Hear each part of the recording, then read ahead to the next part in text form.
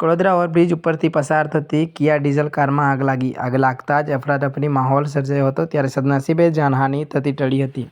ગતરોજ રાત્રે 8 વાગ્યાના અરસાની ગંભેરી સચિન જીઆઈડીસી રોડ ખાતે રહેતો મનોજકુમાર ભીખાભાઈ પટેલ કિયા કાર લઈ બરોડા પરત ફરી રહ્યા હતા.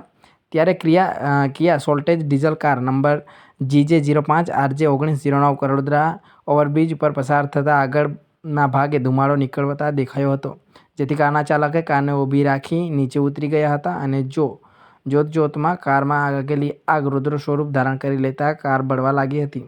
જ્યારે કાર ચાલકે 100 નંબર પર ફોન કરતા કડોદરા PEPL ફાયરના 2 ફાયર ફાઇટર ઘટના સ્થળે પહોંચી ગયા હતા અને આગને કાબૂમાં લીધી હતી, પરંતુ કાર સંપૂર્ણપણે બળીને ખાખ થઈ ગઈ હતી.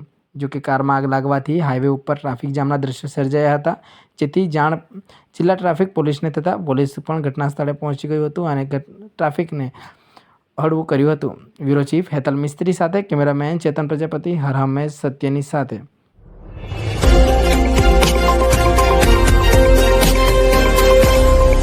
સુરત શહેરના કતારગામ વિસ્તારમાં બની ધ ડોટ બોલ બોક્સ ક્રિકેટનો સેટ ધરાશયીની ઘટના. જ્યારે આ ઘટના બની ત્યારે લોકો અંદર ક્રિકેટ રમી રહ્યા હતા. જાણવા મળ્યું છે કે 2 થી 3 વ્યક્તિઓનું ફાયર વિભાગ દ્વારા રેસ્ક્યુ કરવામાં આવ્યું છે.